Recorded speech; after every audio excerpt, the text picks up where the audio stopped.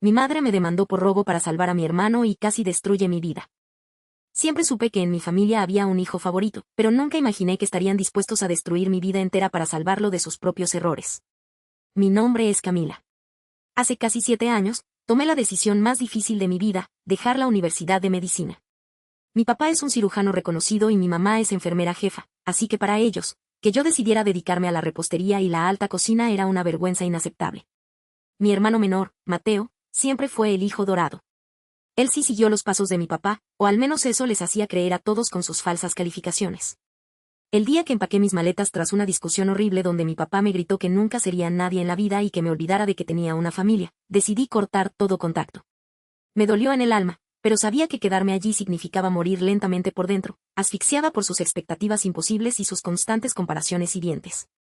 Con mucho esfuerzo, trabajando en 2 cafeterías diferentes y durmiendo apenas 4 horas al día en un pequeño departamento, logré ahorrar lo suficiente para abrir mi primer local pequeño. Empecé vendiendo pasteles individuales y café para llevar. Poco a poco, gracias al sudor de mi frente y a la calidad de mi trabajo, me convertí en una de las banqueteras más cotizadas de mi ciudad. Después de 5 años de trabajo incansable, logré comprar un local comercial grande en una zona excelente, contraté a 12 personas a tiempo completo y finalmente sentí que había alcanzado la paz que tanto anhelaba. Mi negocio, llamado El Horno de Oro, era mi orgullo, mi refugio y la prueba viviente de que mi papá estaba equivocado sobre mi futuro. Todo cambió hace unos 3 meses. Estaba en mi oficina revisando las facturas de la semana cuando mi secretaria me avisó por el intercomunicador que tenía una visita inesperada que insistía en verme. Al levantar la vista, vi entrar a mi madre. No la había visto en más de un lustro. Lucía cansada, pero su mirada seguía teniendo esa misma frialdad y superioridad que tanto me lastimó en el pasado. No vino a abrazarme ni me preguntó cómo estaba. Se sentó frente a mí, miró a su alrededor con desprecio evidente, y me soltó la bomba de golpe. Mateo estaba en graves problemas financieros por deudas de juego y yo tenía la obligación moral de entregarles el 50% de mi negocio para pagar sus deudas. Me quedé helada. Intenté procesar la audacia de su petición, pero antes de que pudiera responder, sacó un documento legal de su bolso y lo puso sobre mi escritorio. Era una notificación de demanda civil por despojo. Mi propia madre me estaba demandando ante la justicia, alegando falsamente que yo había robado $50,000 de las cuentas de mi papá para fundar mi pastelería. Sentí que el aire se me escapaba de los pulmones. Miré el papel y luego a mi madre, buscando alguna chispa de arrepentimiento en sus ojos, pero solo encontré una determinación ciega y despiadada. Me dijo, con una voz tan tranquila que me dio escalofríos, que si no firmaba un acuerdo de transferencia de acciones esa misma semana, llevarían el caso a juicio, arruinarían mi reputación pública y se asegurarían de que ningún cliente volviera a contratar mis servicios de banquetería en toda la región. Se levantó, acomodó su abrigo de lana y salió de mi oficina dejándome temblando de rabia, impotencia y un miedo profundo que no había sentido desde mi adolescencia. Esa noche no pude dormir. Busqué inmediatamente a un abogado a la mañana siguiente. Acudí a Daniel, un excelente amigo de la universidad que se había especializado en derecho corporativo y civil. Cuando Daniel revisó los documentos, su rostro se puso sumamente serio. Me explicó que la demanda estaba muy bien estructurada. Mis padres habían presentado estados de cuenta bancarios antiguos de mi papá donde se mostraban retiros de grandes sumas de dinero en las mismas fechas en que yo había registrado mi empresa. Por supuesto, esos retiros los habían hecho ellos mismos, pero planeaban testificar bajo juramento que yo había tenido acceso a esas cuentas y que me había quedado con el dinero. Lo peor de todo es que Mateo estaba metido en un problema gigantesco con prestamistas informales debido a su adicción al juego en casinos clandestinos. Si no pagaba una cantidad ridícula de dinero en pocas semanas, su integridad física corría peligro. Mis padres estaban desesperados y decidieron que era mejor destruir a la hija que ya consideraban perdida para salvar al hijo consentido que aún creían que era el orgullo de la familia. Decidí que esta vez no me iba a dejar pisotear. Durante las siguientes 3 semanas, Daniel y yo nos dedicamos a trabajar hasta tarde reuniendo cada ticket de compra, cada factura de harina y azúcar de los primeros meses, cada contrato de arrendamiento y, lo más importante, mis propios estados de cuenta que demostraban que cada centavo invertido en mi negocio provía de mis salarios en las cafeterías, de un préstamo bancario legítimo y de mis ahorros personales. Sin embargo, la presión psicológica fue insoportable. Mi madre comenzó a presentarse en mi local para gritarle a los clientes que yo era una ladrona que había estafado a sus propios padres ancianos. Algunos clientes habituales empezaron a mirarme con desconfianza y un par de contratos muy importantes se cancelaron debido a los rumores difamatorios que mi propia familia estaba esparciendo activamente en las redes sociales de la ciudad. Estaba a punto de colapsar cuando recibí una llamada telefónica anónima en mi celular.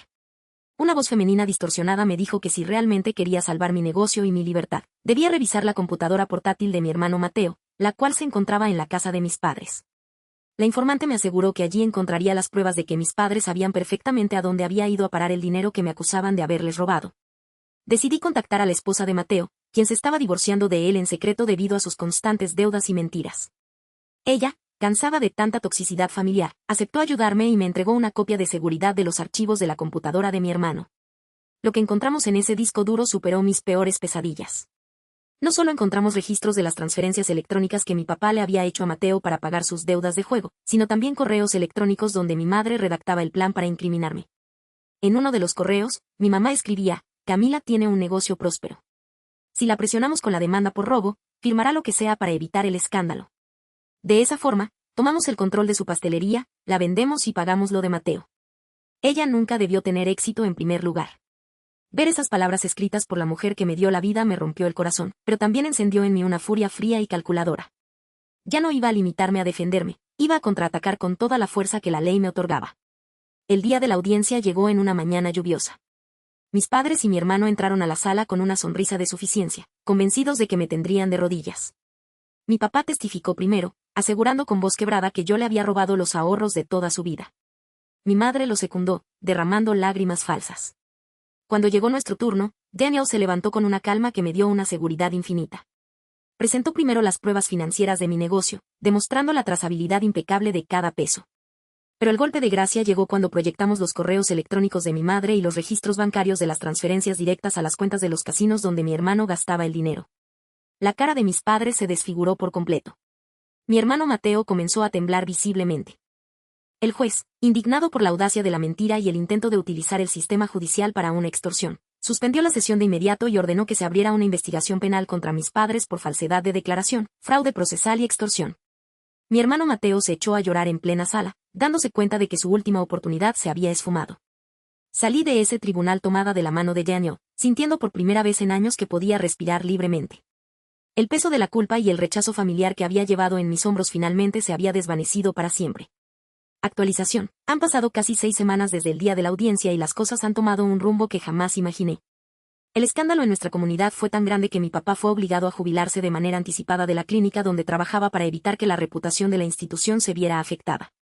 Su carrera, de la cual estuvo tan orgulloso y por la cual me despreció, terminó en el más absoluto silencio y deshonor.